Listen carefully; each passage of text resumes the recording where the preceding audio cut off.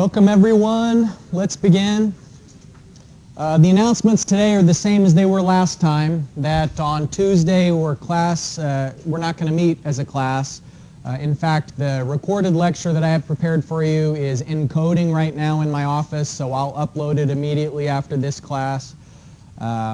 It's a recorded lecture from last semester, but I put new announcements on and had to edit in part of a new example because I accidentally pressed pause last time and then never restarted it in the middle of one of my examples. So anyways, you should have everything you need for next Tuesday's class. Remember to submit your homework by 4 o'clock to my office. Just slide it under the door if my door is closed, or you can bring it in if my door is open. Any questions about the announcements? Is everyone having good luck finding the textbook available for purchase? Everybody got a copy, or at least know somebody who does? All right. Well, you all, I hope, remember a piezometer. And a piezometer is a way of measuring pressure. And remember, if the piezometer wasn't there and we punctured the pipe with a hole, then water would just spray all over the place. And the higher the pressure is, the faster it would spray out of the hole. But if instead of just puncturing with a hole, if we punctured it with a tube, like is shown there, the water level will rise in the tube to a height that's determined by how pressurized the pipe is. Now, in this particular drawing, the pipe is inclined at the slope S0. S0 means either the slope of the pipe in the case of closed conduit flow, or if it's a river or a canal or any kind of an open channel, then it's the slope of the bottom of that channel. Okay, so it's a physical slope. The slope of the energy grade line, the hydraulic grade line, by contrast, is if we connected the dots of those two water heights, the columns there. Now there's a little dashed line there, but that dashed line that's on there is a horizontal line. And the reason why they put that horizontal line in is just to make the point that at the downstream piezometer, the water level, it's not as high as that horizontal line. That actually there's an energy loss denoted HF, which means energy loss due to pipe friction. That's why the water level is a little bit lower at the downstream piezometer, is because of pipe friction. It's due to the resistance imparted from the pipe to the flow as the flow is moving towards the right. So any questions so far about what we see here?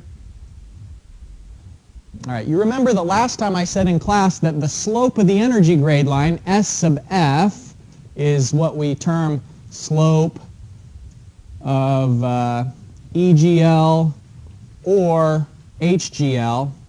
I use them interchangeably, and oftentimes that's okay. If the pipe diameter isn't changing, then they have the same slope. If the pipe diameter changes, then remember that the EGL and the HGL can diverge. But strictly speaking, what we're seeing here, the water height is rising to the HGL, the hydraulic grade line. If we had a little tube that was doing this, then the water level would rise to the EGL. Anybody remember why that is? Why a tube that's facing the flow could trace the EGL for us? How are EGL and HGL different? What are the three terms that goes in? Exactly right. Yeah, it's the velocity term, because the EGL is pressure head, elevation, and V squared divided by 2G. Whereas if we want to draw the HGL, what we are going to graph is just the pressure head and the elevation without the velocity. And so, if these two tubes are really close together, I've got one of them directed into the flow and one of them not, then the water level would be a little bit lower down here, and then the gap between them would be V squared divided by 2G. That difference between EGL and HGL is the velocity head. Okay, so that aside, the main thing we want to look at here is that this is a way for us to visually see the effect of pipe friction. It's not just some abstract thing that you can't measure. it's hard to think about shear stress, a shear stress field in the fluid. But you can actually measure with the pressure gauge, the pressure decreasing. That's an effective shear stress that you can measure. You can see the piezometer, the water level is going down. And that's a reflection of the decreasing pressure. So HGL is the pressure head and the elevation head. And so here is the change in HGL. This is the change in elevation of that line from one piezometer to the other. And what we're saying is that's the energy loss. That is H sub F. So if that change in elevation is the head loss, the right-hand term, this is the Darcy-Weisbach equation. F L V squared divided by D2G. Darcy-Weisbach equation. Here it is again. What it says is that the amount of head loss that you have between 2 points can be calculated based on the length. And so since this is in the numerator, the L is in the numerator, that means the further apart 2 points are, the greater the energy loss due to pipe friction is going to be. So if you have this 10 meters apart, then you'll maybe have some HF. If you had it 20 meters apart, you'd have double the energy loss. Velocity, though, isn't directly proportional. You see that velocity squared. And so if you double the velocity, then you'll have 4 times as much energy loss due to pipe friction. Diameter of the pipe is in the denominator, meaning that if you have a small pipe, what effect is that going to have on the energy loss? It's going to have a lot of energy loss, actually for 2 reasons, because a smaller pipe is going to increase the velocity, so that's the indirect effect of the small pipe. But directly, what it does is when you have a small pipe, think about how far away are you getting from where the resistance is. In a big pipe, all this flow is pretty far away from that edge of the pipe wall that's imparting resistance. Whereas when you've got a small diameter pipe, the entire cross-section is in pretty close proximity to that perimeter where the pipe is holding back the movements of the liquid. So that's a little exploration. And of course, F, we talked about last time, that's the friction factor that we can look up from a Moody diagram, for example. And it's calculated based on the flow conditions because along the horizontal axis of the Moody diagram is the Reynolds number. And then it's also a function of the relative roughness, which is the equivalent sand roughness of the pipe relative to the pipe diameter. So Darcy-Weisbach equation, really important. We're going to use it a lot this semester. Just a reminder, I mentioned it before, that the 2 slopes that we've got here, the slope of the pipe, S naught, and if we draw a little dashed line connecting the dots of the HGL, if we had another line that's going from here to here, and I'd be delighted if you drew that line on your tiny little drawing, that would be the HGL. The slope of that line is not the same as S naught. It's just coincidental. If we made this pipe horizontal, for example, if we flattened it out, then S sub F would stay the same. It wouldn't all of a sudden go flat. You'd still have the same amount of energy loss if the pipe is horizontal or if it's upward inclined, downward inclined. The energy loss is not affected by the pipe orientation. It's affected by length, velocity, diameter, friction factor. There's no term in the Darcy-Weisbach equation that asks what's the slope of the pipe, the physical slope of the pipe, because it doesn't have an effect. The 2 are independent. So, any questions or remarks about that? All right. There's one of your homework problems that asks you to calculate or use the shear velocity in a calculation. And shear velocity, as it's described in your textbook, has the variable V star. And what it is basically is a way to express shear stress with units of velocity.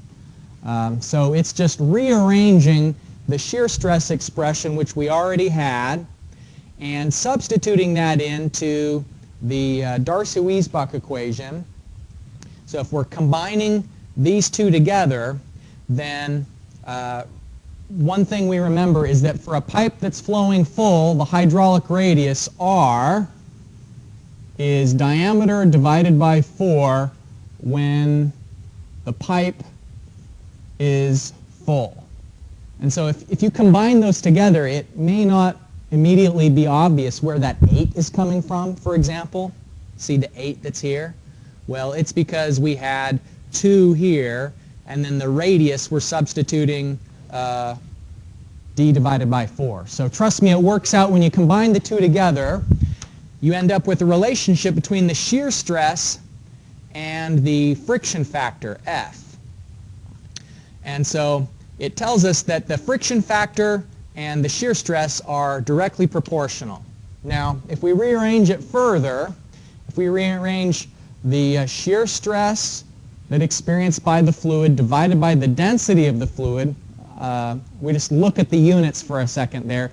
The shear stress is newtons per square meter, and then if we have density in the denominator, and that's kilograms per meter, and so if we expand out what newtons are, that's a kilogram meter per second squared, and then we still have the meter squared from before that was in the denominator of the shear stress, and here's meters cubed per kilogram, which is the inverse of density units. Combine it all together, cancel out the terms, and you've got meter squared per second squared, and that's what we call the shear velocity squared.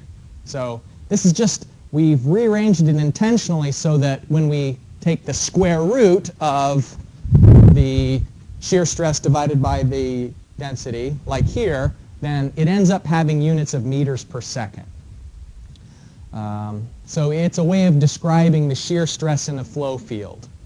And when you need to use it in the homework, this is an expression that may be useful. What it says is that if you know the flow velocity V, then you can calculate the shear velocity V star as a function of the friction factor F. So just maybe put a little star next to this one because it'll come in useful as you work through the homework problems. So we've talked about pipes mostly. Let's briefly talk about open channels, even though we really won't get into it until the second half of the semester. Here's a trapezoidal channel, and the geometry of a trapezoidal channel is a little bit more complicated than it is for a rectangular channel. A rectangular channel is nice and easy because, for example, what is the cross-sectional area of a rectangular channel? Well, the area is just the bottom width times the depth. That's easy enough. And what about the wetted perimeter of this rectangular channel? It would be 2 times the depth plus b. So we like rectangular channels because the geometry is just open and shut. On a trapezoidal channel, it's a little bit more tricky because, as you can see there, we've got these side slopes. And the way that we define the side slopes is there's some horizontal component to the slope and a vertical component to the slope. And so in the textbook, what they do is they say, let's make that a ratio where the vertical component of the slope is 1, and then t tells you what the horizontal component is. So if it is t equals 2, then that means the horizontal component has 2 units for every 1 unit vertical. So for t equals 2, that would mean, let's just say hypothetically that the depth is 1. If this is 1, then that would mean that that is 2 for t equals 2. So what's going to be your approach to calculating the cross-sectional area? Any guesses? Want to take a stab at?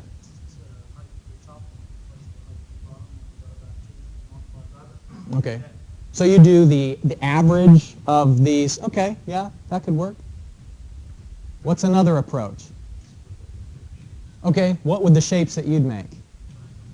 2 triangles and a rectangle. That's what I usually do. I hadn't thought of it that way, thinking outside the box. Yeah, so we'll go through that today. We'll calculate the area and the wetted perimeter. When we do, It's important to mention that the flow resistance parameters are the same as they are in a closed conduit. That you've seen this relationship before, that the shear stress can be calculated by the fluid unit weight, gamma, the hydraulic radius, and the slope of the energy grade line, S sub f. So here's another example where you're going to have a homework problem that you need to substitute in the definition for the hydraulic radius. And I think what they do in that problem is they tell you the shear stress, they tell you the slope of the energy grade line, or not directly. I think they tell you the head loss and some distance. So you have to calculate S sub f. But, you know, given, easily calculated, and then the hard thing is calculating some parameter of the geometry of the channel. So let's do that. Let's look at the area and hydraulic radius and wetted perimeter for a trapezoidal channel.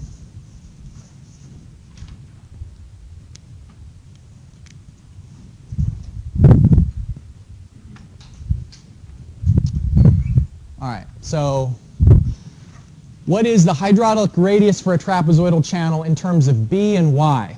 B is the lowercase b is the bottom width. Capital B, in some text it's assigned the variable t to mean top. That is the top width. For the area, it is going to be B times Y using the shapes method, where we're breaking it up into a rectangle and then two triangles. It would be plus y times t times y. Now that can be generalized because y times t, this was when it was equal to 2. So let's just say that t is we've got a 1 to t, and so that means that here we've got a depth of y. So this is y here, and so if y is the vertical component, then this distance is going to be yt. Okay? So a triangle would be 1/2 of y times yt, and since we've got two triangles, that's why it's y times ty. So y is the vertical component of the triangle, ty is the top edge, and a triangle is usually half of those two, but we're putting the two together. So everyone feel good about this area formula? All right. The wetted perimeter, though, is a little bit ugly because we've got this, this bottom is easy. That's going to be in the wetted perimeter. Wetted perimeter for an open channel doesn't include the top where it's touching the air. You know, the perimeter of a pipe is just the physical perimeter of the pipe because the pipe is full of water all the way to the top. And so for a pipe, the perimeter is just going to be pi d. But for this, we're only going to include where is the water touching. That's why it's sometimes it's just P that you'll see, but sometimes just to emphasize that it's only the wetted perimeter that we want to, P and PW are identical. Just this W is just like a little flourish that some texts add, and I get in the habit of doing it sometimes too, to indicate it's the perimeter that the water is touching the solid material, not the air. You know, up here it's air, and air isn't imparting resistance to the flow. Not very much anyway, a little bit, but not very much. So we ignore it when we're calculating the wetted perimeter. So there's going to be B as the bottom width, and that's easy. But then these sides, it's going to be the square root of y squared plus ty squared. Because y is the vertical component, ty, or yt, depending on what order you write it in. That's the horizontal component of the triangle. So this distance is the square root of the sum of the squares.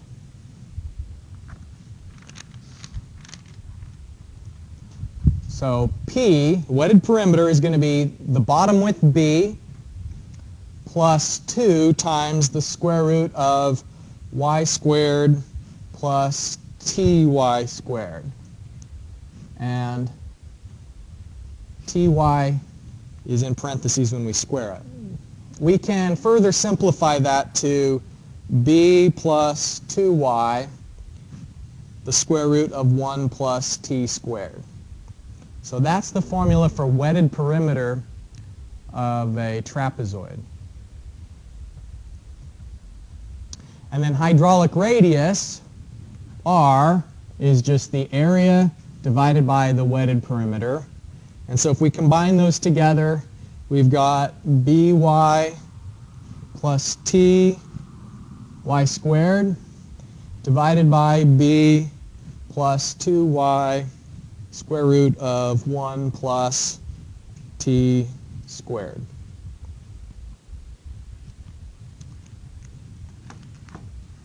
Okay, so for your homework, they'll tell you a shear stress.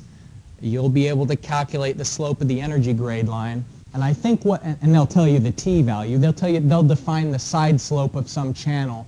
And I think what they're saying is, what is the depth that's causing this shear stress and this slope of the energy grade line? So you're going to be solving for y in that problem, if my memory serves me correctly. And so, y is in a lot of places, right?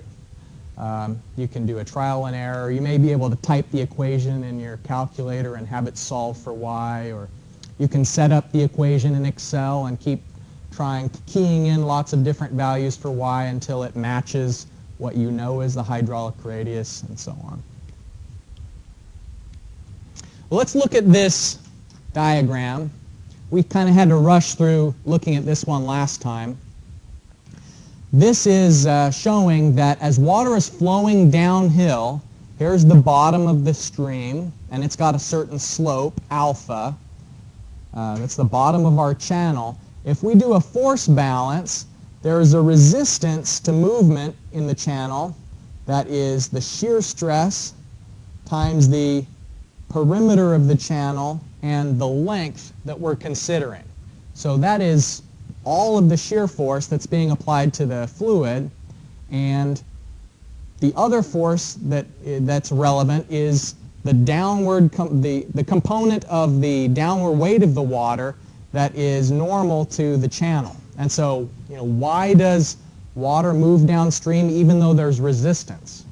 How is the water overcoming the resistance? It's because this h sub f, if it's in equilibrium, h sub f is equal to delta z. In every case where you have steady, uniform flow, the energy loss is the same as the delta z between 2 points. So in this case, the slope of the HGL, which is the water surface, this slope is equal to S naught, which is the channel slope. Because here we have an open channel where you can't have pressurized water in the same way that you can in a pipe. I mean, it's true that if we go into the water, there's a hydrostatic pressure, but you can't over-pressurize the flow beyond the hydrostatic equation like you can with the pipe. So here, the slope of the water surface, the slope of the channel, and the slope of the energy grade line, here where they have TEL, they mean total energy line. That's just another word, another phrase that means the same thing as EGL, energy grade line. You'll see it's the water surface, which is the HGL, plus the velocity head. So this dashed line, the total energy line, is the same thing as the EGL, which is what your previous textbook called it. We'll have all kinds of fun with trapezoidal geometry this semester. You're going to feel like you're back in a geometry class at certain points. Luckily, Excel simplifies things for us really a lot. When we're having to solve for the depth, it can get ugly, but Excel saves us plenty of times. Okay, so empirical flow resistance kind of started with the Chezy equation. And that's the idea that maybe there's some magic parameter that describes the roughness of a pipe or the roughness of a channel as water flows in contact with that. And the Chezy equation isn't used very much anymore. There may be occasionally you'll come across a reference that tells you a C value that's intended for the Chezy equation. but it was developed by looking at the relationship between flow velocity, the hydraulic radius, which would be knowing the cross-sectional area and the wetted perimeter, and the slope of the energy grade line, S sub f. And so through dimensional analysis and observation, it was determined that these C values could kind of predict what the flow velocity was going to be. And here are some C values for both English and SI units. We won't work any problems in class or homework or anywhere else we'll actually apply the Chezy equation. It's just more to address the history of empirical energy loss formulas and also show how they've developed over time. The Manning's equation, which we'll use a lot, especially in the open channel section of the course, is kind of an improvement on the Chezy equation. Velocity distribution is what arises when different areas of the flow field are different distances away from the surface that's imparting the resistance. And so what's on the screen here is a circular pipe being represented both with turbulent flow and laminar flow. And down at the bottom is one edge of the pipe. Here's one edge of the pipe, and here's the top of the pipe. And how do we know that the top of the pipe is up here? Well, it's because the velocity of the water when it's touching the pipe is 0. It has the same velocity as the pipe itself because it's a viscid fluid, meaning a fluid that has viscosity can't slip over another surface with there being no friction. The no-slip condition arises out of the acknowledgement that fluids do have viscosity. So the further away you are from either the top or the bottom of the pipe, in the center of the pipe, the flow velocity is the greatest. And if it's laminar flow, this distribution looks parabolic. When you have turbulent flow, on average, it will have this kind of a profile where this looks flat, but any given second, if we took a picture of the flow field right now, maybe it looks like this. And then a few seconds later, if you take a picture of the flow field, it might be in a completely different spot. But on average, it's going to have the shape that is depicted on the screen there. The faster the water is going, if you have a really high velocity, then this linear front will go further and further towards the edge of the pipe.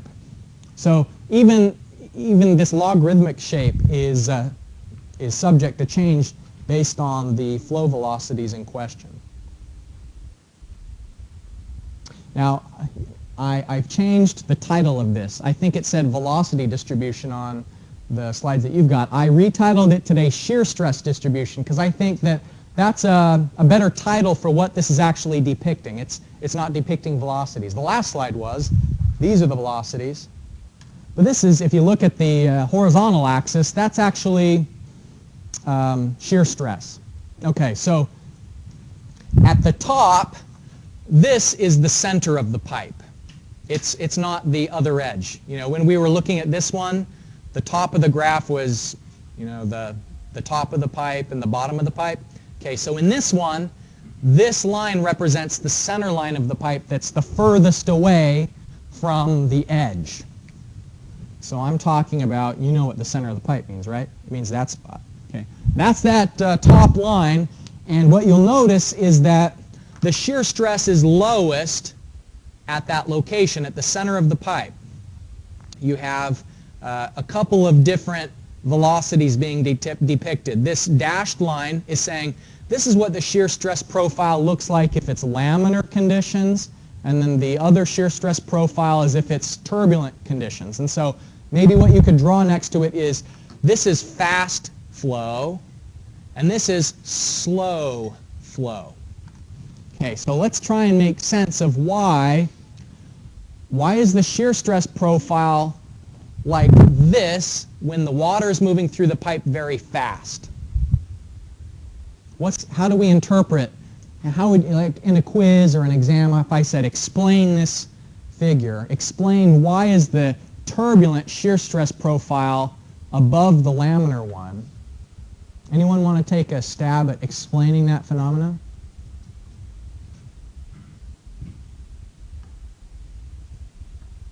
Fast velocity, and it looks like there's more shear stress at a certain point. The curve of it can be confusing. Just think about at a single location. This dashed line is, let's say, maybe, I don't know, 5 inches from the pipe wall. So if we're saying right here, this is where that dashed line is, but it's a cross-sectional view. So at a certain distance from the edge of the pipe, if you've got fast-moving water, then there's a lot of shear stress there.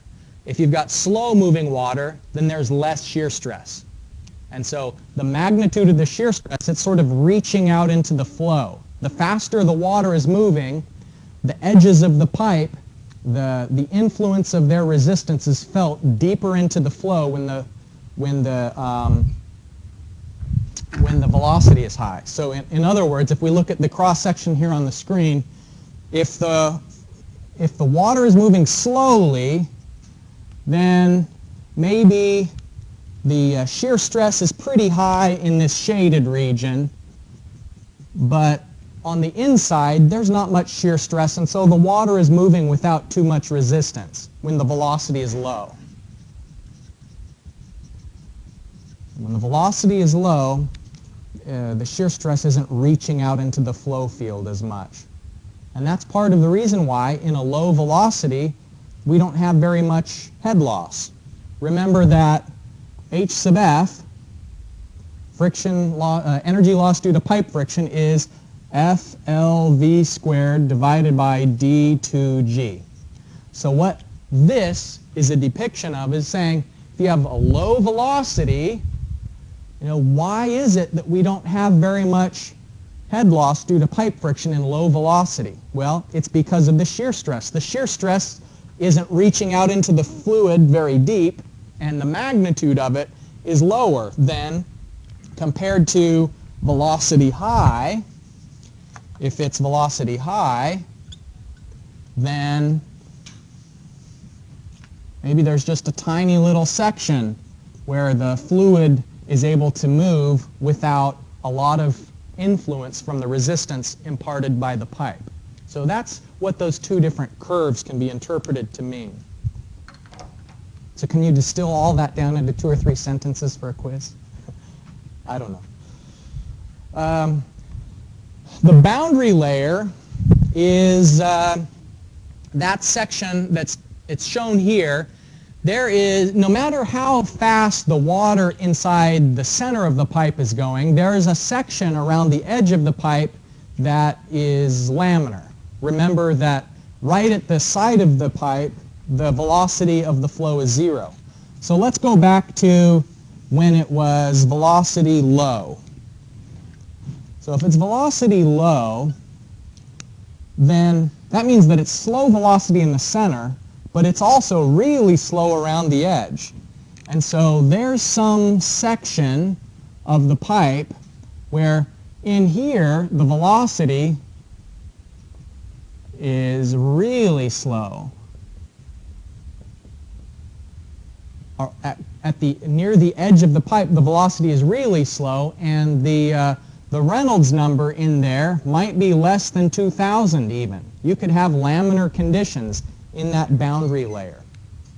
The faster the water is going, then the boundary layer will get smaller. The boundary layer decreases as the velocity goes up. So fast velocity means you have a small laminar boundary layer. Slow velocity means that it's big. Here are some relative roughness values. This is copied out of a table that's in your book that says the relative roughness for different materials. And it's kind of interesting to think that they used to make pipes out of wood.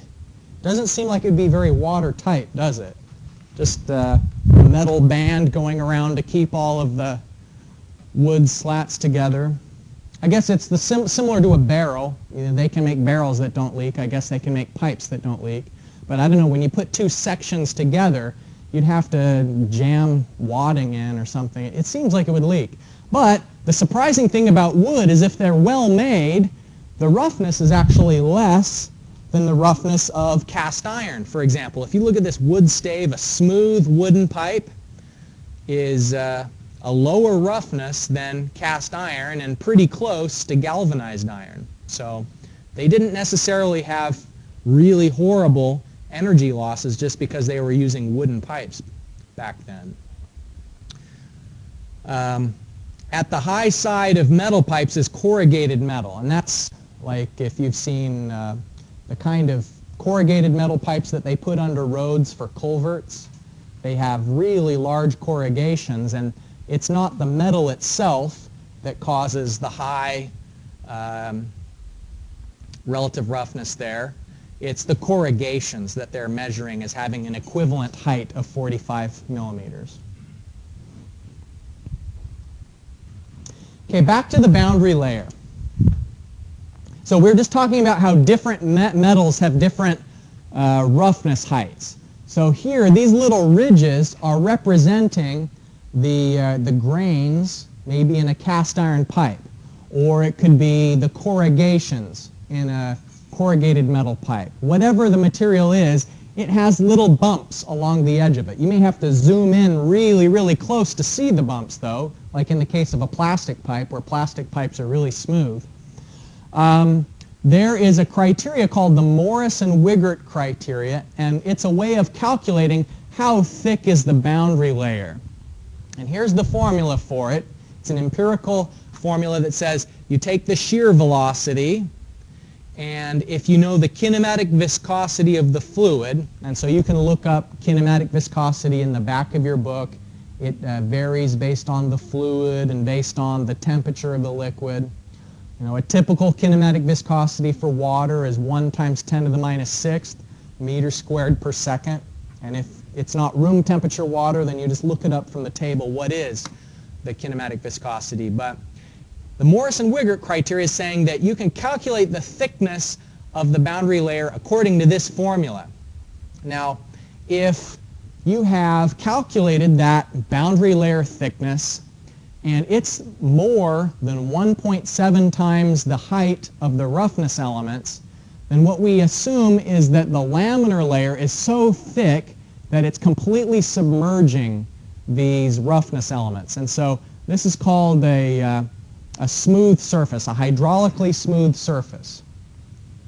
So in a way, it's like the flow that's above this isn't even seeing those roughness elements because they're submerged in this layer that's laminar. And so you have very different hydraulic behavior if the laminar layer is completely submerging those roughness elements than compared to if the thickness of the laminar layer is less than 0.08 times the height of the roughness elements, epsilon. And that's it. Leaves a huge no man's land, doesn't it? You know, the first question you're thinking is, well, what about between 0.08 and 1.7? Well, that's a transition zone.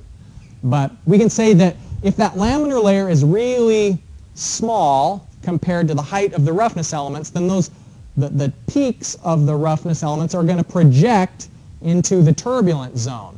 And so the water that's flowing past it is going to be very highly influenced by the roughness sticking out into the turbulent flow. The water that's above it, it's moving along without as much interference from the roughness elements as below when we have a hydraulically rough surface. Okay? So that's the Morris and Wigert criteria and how the boundary layer interacts with the material that a pipe is made out of. All right. Well, let's apply some of these ideas. Here we've got the energy equation at the bottom and the Darcy-Weisbach equation on the side. The Darcy-Weisbach equation says that you can calculate the head loss based on the friction factor, the length of the pipe, the velocity that's flowing through it, and the diameter of the pipe. In this case, we've got some elevated tank, and we need to find out where should we put the water surface? You know, how high should the tank be?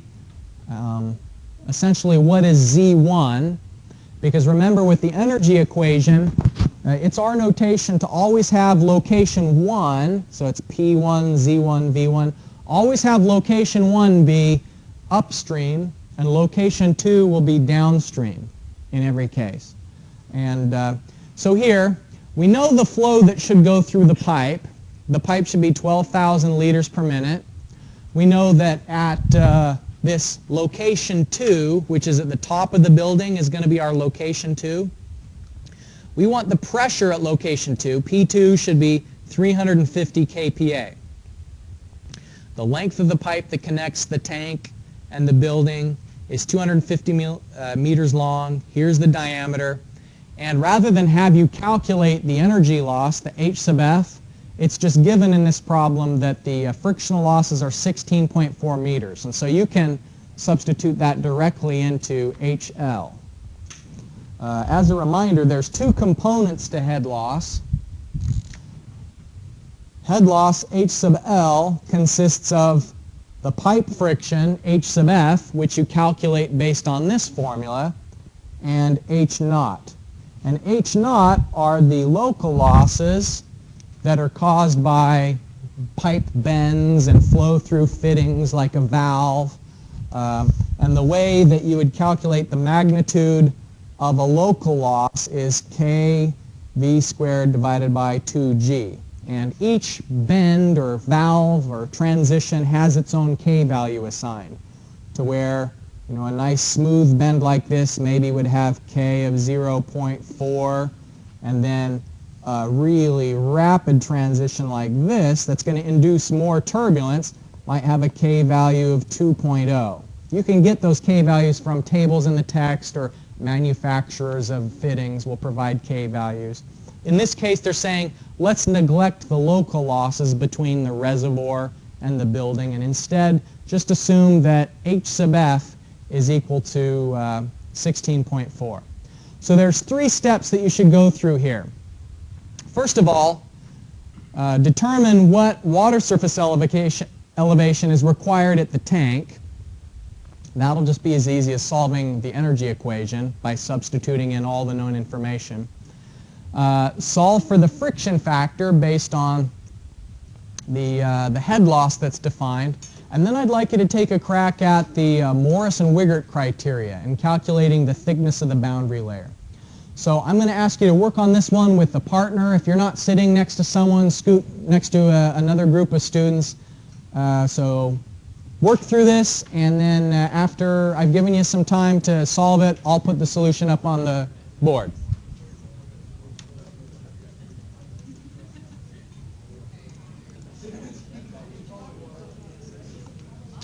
All right, let's review this from the beginning. So we set this up with the energy equation where we're going to use the open to the atmosphere top of the tank where the water surface is here as 1. Since the water in that tank isn't moving, or in reality maybe the water level is going down very, very slightly, we say V1 is 0 and P1 is 0 because the pressure of the water in this tank is the same as the pressure as the atmosphere that is touching. So P1 is 0, V1 is 0, but Z1 is the unknown we're trying to find. What we know about location 2 is the elevation above our vertical datum is 20 meters to the ground floor, and so Z2 is 20. P2 is the 350 kPa. We know we want there to be that pressure of water at the ground floor. And V2, we can calculate the velocity in the pipe at that location by the continuity equation. Over there, the Q divided by A, that's going to define the velocity at location 2. Head loss is given, 16.4 meters of energy loss between the tank and the bottom of that building. So just substituting it into the energy equation, we end up finding that the elevation of water in the tank above the datum, it should be at an elevation of 72.9 meters. And if it's higher than that, the pressure at the ground floor will be bigger. If it's lower than that, then the pressure at the ground floor would be less. Okay, so the next step is calculating the Darcy friction factor, and you know, this is just really a gimmick at this point in the example, because you'll never calculate the friction factor from a given h sub f. It'll always be the other way around, but that's just to get some experience implementing the equation. So when we do that, it is, if you rearrange the Darcy-Weisbach equation to solve for f rather than to solve for hf, then substitute in all the values, you end up with a roughness of 0.0194. Just to give you an idea of the typical range of roughness values, f values are usually between about 0.008 and 0.04. You know, that's kind of like the normal range. So if you're working on a problem and you're using an f value and it's like 32 or something, then you know you're really off the beaten path when you've got an f value that falls out of this range. There are, you know, like a really smooth glass pipe with low flow, maybe even lower than the 0.008. But generally, for typical pipes and typical flow conditions, that'll be the range of f values. So this one falls inside of that range nicely. It doesn't seem like things are messed up. Now the last thing was trying to get a try of calculating the thickness of the laminar sublayer using the Morrison-Wigert criteria. And that's a multi-step process. The first thing is calculating S sub f, the slope of the energy grade line. So h sub f divided by L, and we find the slope of the energy grade line is 0.0656. Since this is a circular pipe that's flowing full, we can calculate the hydraulic radius just by dividing the given diameter by 4. And that gives us the hydraulic radius of 0.0625. And you'll notice it has units of meter, because we had, well, diameter divided by 4, or if you're doing hydraulic radius is area divided by perimeter. Area is meters squared and perimeter is meters. So that's why hydraulic radius has meters as its units. And last semester in fluid mechanics, I encouraged you to don't just write the numbers when you're solving a problem. And you'll notice every time I'm substituting numbers into a variable, I'm also substituting the units. If you continue that practice, I guarantee it'll save you some points either on a homework or a quiz or an exam. You'll always catch yourself making a mistake at some point in the semester if you take the time to always write the units. You know, like in this case, what if you weren't writing the units and for Q you just put in 12,000? Well, Q is 12,000, right?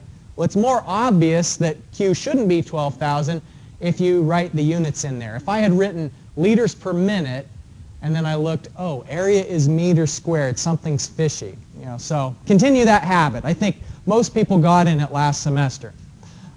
So the shear stress, when we substitute in the hydraulic radius, the typical unit weight of 9810, we get the shear stress of 40 newtons per meter squared. From that, calculate the shear velocity as 0.2 meters per second. And finally, when you substitute it into the Morrison-Wigert empirical equation, we get that the thickness of the layer is 5.8 times 10 to the minus 5th meters. Okay, so that is it for today. Remember, next Tuesday, don't come to class. No one will be here. You could come in here and watch the video at our assigned time if you want, but I'll post that lecture in just a few minutes, and I'll send you an email with the information. Take care.